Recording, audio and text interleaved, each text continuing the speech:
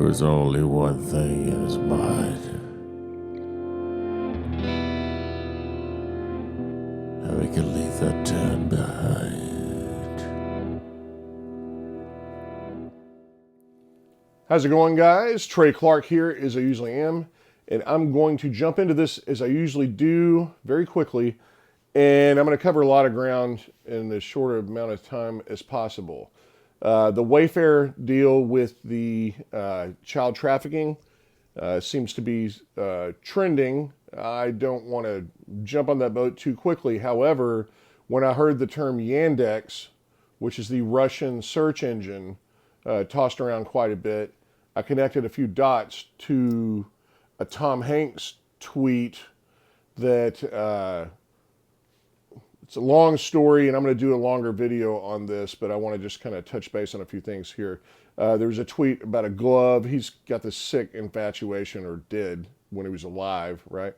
About like a lonely kid's glove, and he would put together some story in his head. It's some kind of sick fucking shit. But you could see written in the grass was SRC USA. So of course, what do? I Google it, and so did a bunch of other people. Couldn't find anything unless you went to Yandex, which is the Russian Google. Now, they don't allow child trafficking or any kind of porn or anything like that on there, but it's SRC can be search or source on Google or Yahoo. And some of this I learned while I was trying to figure out what the hell was going on. And if you go to Yandex, SRC USA brings up, don't type it in, because I did, and all this child stuff started popping up, okay? So don't do it. It's going to be in your cookies or whatever, and I don't even know if I wish I hadn't, but anyway, it pops up, and it's going to be in your cookies. So if you do happen to do it at your own risk, or maybe, borrow your boss's computer or something, and just see it pop up if you need to see it for yourself. But trust me, it's very child trafficking oriented. So there's that. Now, why am I bringing that up? Because I'm going to talk about NESARA and King John III. And I've been paying attention to a lot of this stuff lately. And if you just keep paying attention, the dots start to connect. And that's what's happening here. And there's this general idea of that Trump is going to basically drain the swamp. And he seems to be doing that. Okay, the child trafficking rings, killing the Fed, and all these things, even though it's a very painful process, he's doing these things that I would want out of my president. So, and especially the child trafficking stuff. So then with the financial thing, I mean, we were on our way to a pretty good spot, hopefully, that we could have sustained for a while. And then there's COVID, but I think they're intertwined with each other, the child trafficking stuff and the COVID. You've seen enough videos if you've watched my channel. And then there's King John III. So I've done enough on the child trafficking, adrenochrome, Tom Hanks. Check out Finding Tom Part 1, Finding Tom Part 2. And I'm going to do a Part 3, but I was kind of waiting for a little more information. I didn't really have much else since the first time. So the NESARA, one's national, one's global, economic, I forget what it is, but basically it's a reset agenda. And it's good. It's all really good. The idea is, and I'm going to leave a link to the version that I am following as far as what this means in the long run. But Bill Clinton signed this in. And basically, it's a jubilee. It's a debt forgiveness. It's a good utopian type way for us to reset. So Saint Germain in the 1700s supposedly had been putting away this money, and it's still there. And Bill Clinton signed NESARA, the national version of this, into order under duress, military duress. He didn't want to because he's part of the dark cabal. and it was going to be released and put into action on a very specific date. What was that date? Happened to be, I think, around 10 a.m. on September 11th, 2001. Go figure. Yes. And this is all verifiable to an extent. So Clinton did sign it into order, and it was set. There's plenty of stuff to research to find out. Yeah, that was the date they were going to release it. They were definitely going to release it. But the biggest thing is they were going to take back what Nixon had done and go back to a gold standard. Well, there has to be gold, and they believe that the gold was stolen at some point and had been strategically, taken.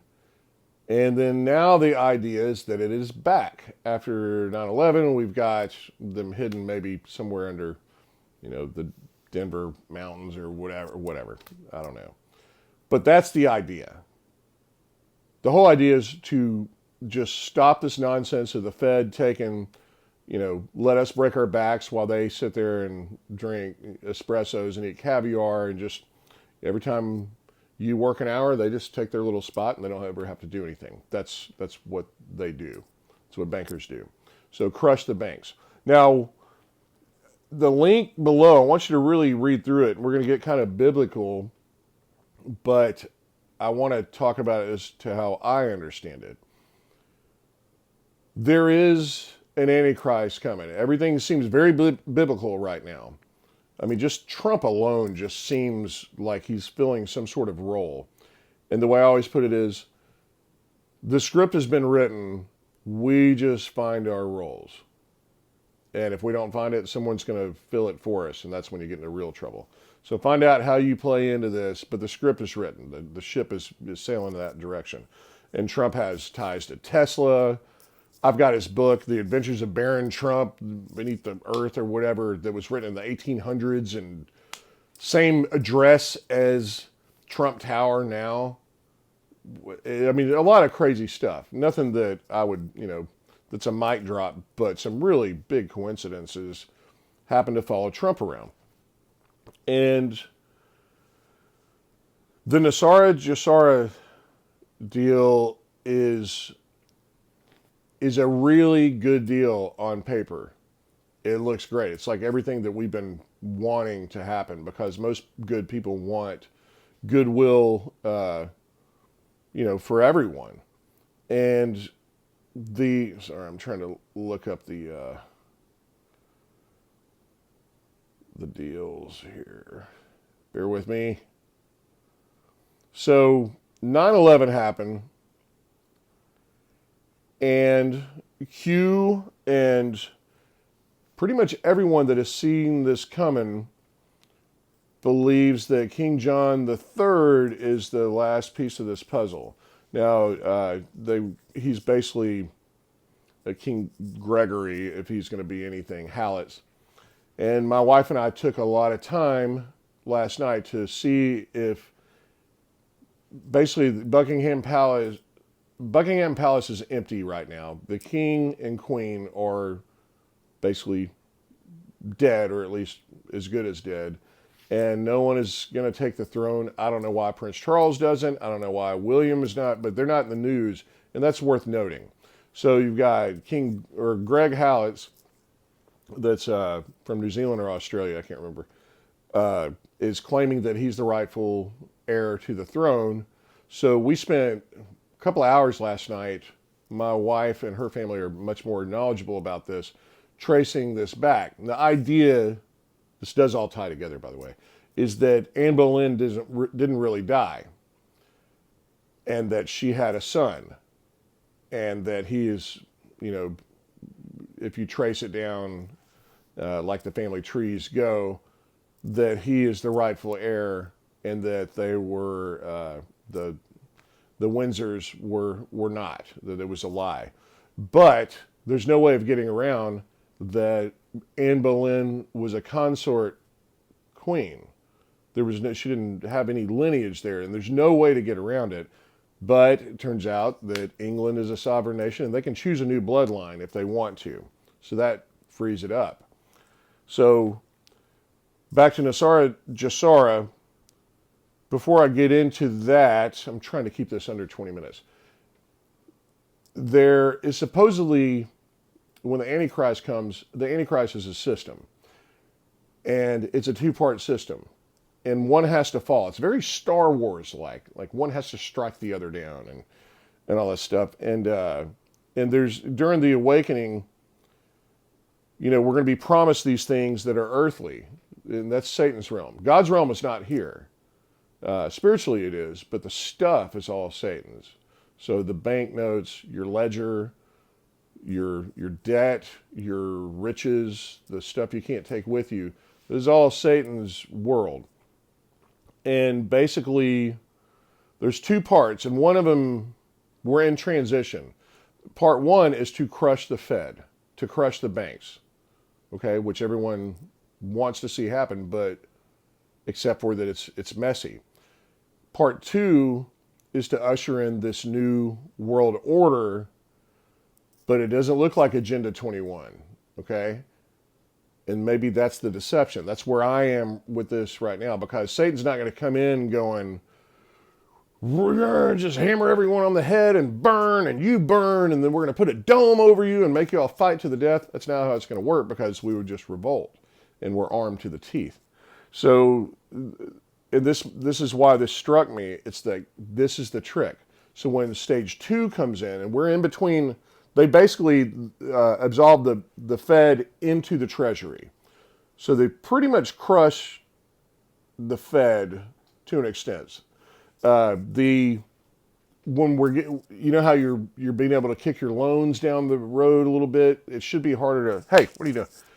It should be harder to borrow right now. Just think about it. These banks are loaning money still, knowing that the economy has crashed. The government is guaranteeing this money behind our backs. They're just saying, yeah, loan them the money, kick it down the road, let them rack up the interest. We're going to bail everybody out with what? NESARA JESARA. Now, what happens when the government bails everyone out? The government, and especially if it's a world government, owns your debt, okay? It doesn't just go away. It's not a true jubilee. It's not a true debt forgiveness, because it doesn't say anything about that in NESARA JESARA. They say with Saint Germain's, the amount of wealth that he has provided that is still sitting there, that it might as well be infinity. Everyone is debt free and has as much money as they want. Well, that to me sounds a little funky. I don't like that. It's too good to be true, that type of thing. But the numbers may work out. Who knows? But let's read what stage 2 looks like. And I'm going to just kind of skim through this. Here's what it will promise through the NESARA, okay? Now, the U.S. doesn't need the NESARA. The U.S. was the first one to put this plan into place. We were the experiment. We don't need the NESARA. We're already there. We're the national version of this.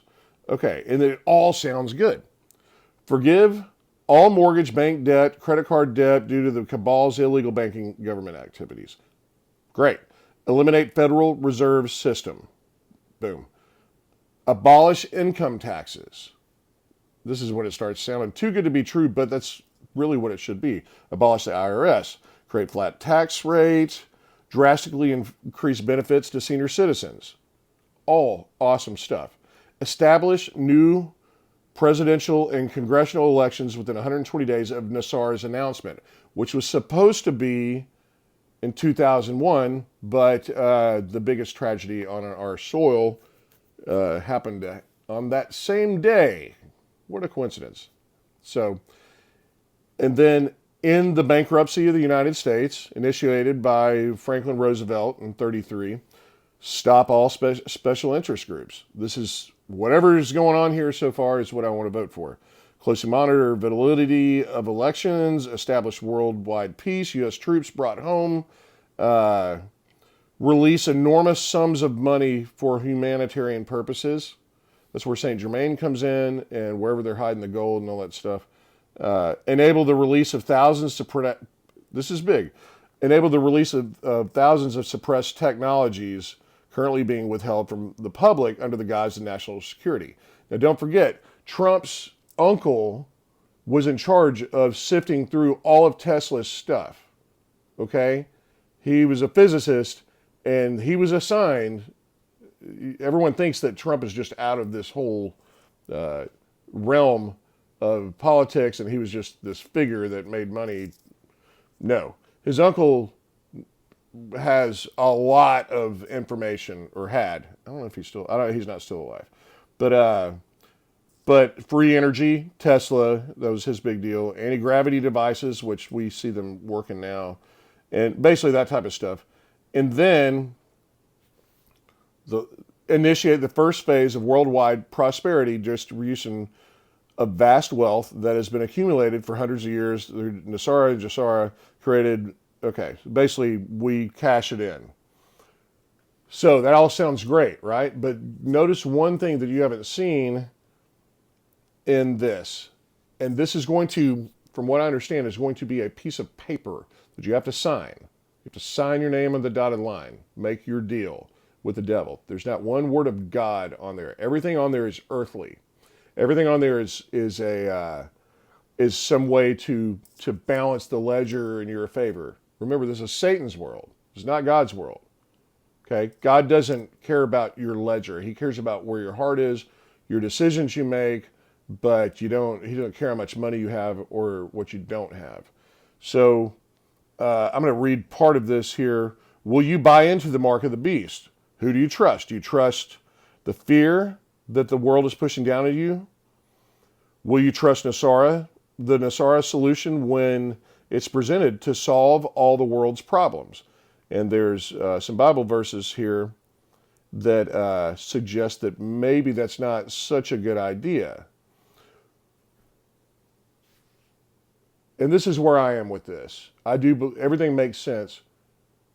And I really am a fan of Trump. I think he's doing a good job. And I think he's going to get rid of a lot of this child sex trafficking. And he's going to maybe work with Greg Hallett or King John III, whatever, even though there was no actual King John II. We spent a lot of time on that last night. But it doesn't matter. They're filling their roles. They're filling their prophecies. Okay? If you believe in that stuff, it doesn't matter. They can have good hearts or whatever. If they are part of the big picture as leaders of the world, they're going to do what they're going to do with good hearts or bad. And they're going to do some good. It's not like they have just pure evil or pure good in their hearts. But following men is a dangerous game. Trusting in men rather than men's ideas is a very, very dangerous game. That's where we get in trouble with religion. So that's how dictatorships are made. And this King John III stuff it seems to be fraudulent, but educate yourself on his lineage. And if you're trying to figure this stuff out, it's a lot, I know I'm piling a lot of stuff on, but if you're trying to figure a couple of things out, start with King John III, Greg Hallett, easy to find, and why Anne Boleyn not being executed would lead him to the throne. There's no answer, and nobody really cares. They just want some good news. That's the scary part. So then look at the idea of signing your name, and it will be an actual piece of paper, just like anything Luciferian. They can't take it from you, okay? They can't beat you over the head and get any Satan points with that. They have to convince you. They have to trick you. Okay, that's the whole Masonic Luciferian way. You have to give them your soul, and that's what this is. And it's going to look very, very good. It's going to be world peace, and it's going to be very difficult, I believe, because everything's going to be hinged onto finances. And if you're willing to pledge pledge an oath to the earth, it says in Matthew and Mark, don't do that. Don't ever do that. And I've had to think back of all the oaths that I've pledged. And that's how they get you. That's the mark of the beast. The first session, the first phase where the banks get crushed, and they have to get crushed. They weren't quite ready in 2001. They fought back a little bit, and that's why all that mess happened at 9/11. They don't sign the mark. It's the second phase where they say, okay, we want world peace, and this is what you stand for. This is what your soul stands for. Has to do with, debt forgiveness, jubilee. There'll probably be some global, climate change stuff in there, debt forgiveness, stuff. Excuse me. Stuff. All the stuff we can't take with us. And it's all a distraction. And that's where we're going to mess up, because we're going to think that we are into something really good and it's going to feel good. But it's a distraction, because we're not supposed to be focusing on our ledger of physical things or anyone's. I'll leave it at this. Focus on what's between your walls, okay? What's under your roof, what's in your heart. Not what's in your bank account, not your stuff or how shiny your shoes are or any of those things. That's the distraction. That's the trick. And this is going to be the great deception. They call him the great deceiver for a reason. And it's going to be huge, because it's going to feel really good. You might be financially in a bind where it's like, all you got to do is sign here and your sick relative gets treatment. Or we want to foreclose on your house because you get allotted this sum. And there's a honeypot there. And I'm just putting this together, but I want you to look into this too. I'll leave a couple of links here.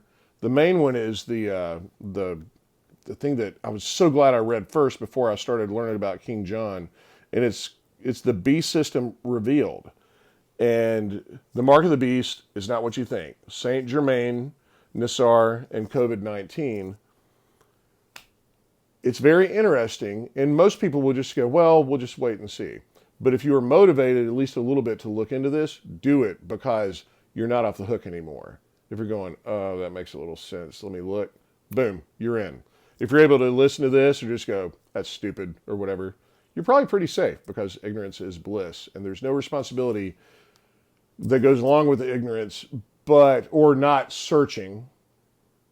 But there is a lot of responsibility goes along with once you know something, or you know that you're motivated to find something. And one of the things that I'll leave you with this. Remember, they say, seek and ye shall find. They don't say what you're going to find, or that you ever will find anything. That's not the goal. The goal is to keep looking. So, what is it? Proverbs 22:5. It's the glory of God, or 25:2. I can't remember. It's the glory of God to conceal all things. It's the glory of kings to search them out. That's what we're doing. We're not going to find all the answers. We're not going to get to the mountaintop. But we're going to freaking have a lot of goddamn fun on the way. Cheers, guys. Let's do this.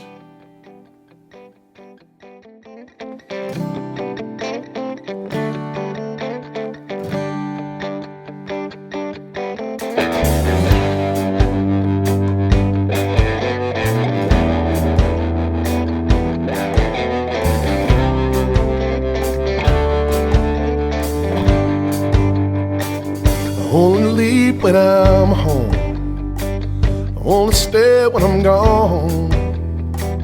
I only ride to get thrown. I only tread not to sing. And I can't move when I'm bound by the weight of this town. But I got these wheels in the ground. I'm not saying but I'm sound. I only smoke when I drink.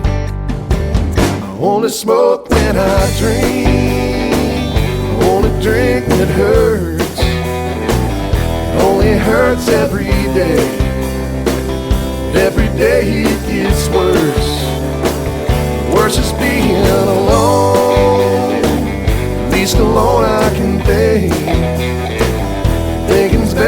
smoke. I only smoke when I drink. I can't run when I'm tired. I can't sleep when I'm wired. I can't work, I got fired. And I can't dream while I think. And I can't move when I'm bound by the weight of this town. I got these wheels on the ground. I'm not sand, but I'm sound. I only smoke when I drink. I only smoke when I drink. I only drink when it hurts. It only hurts every day. And every day it gets worse. The worst is being alone. At least alone I can think. Thinking's best for the smoke. I only smoke when I drink. If I can smile at this sadness, but method the madness, then maybe I won't have to think. Stop riding these fences. What only makes sense is that I only smoke when I drink.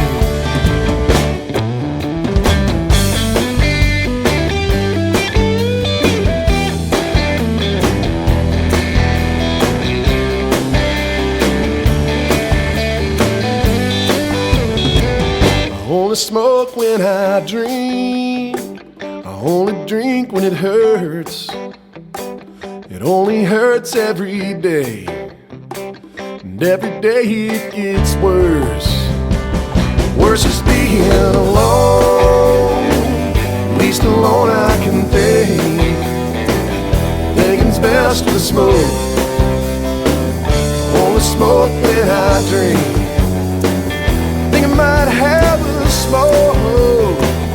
Only smoke when I drink.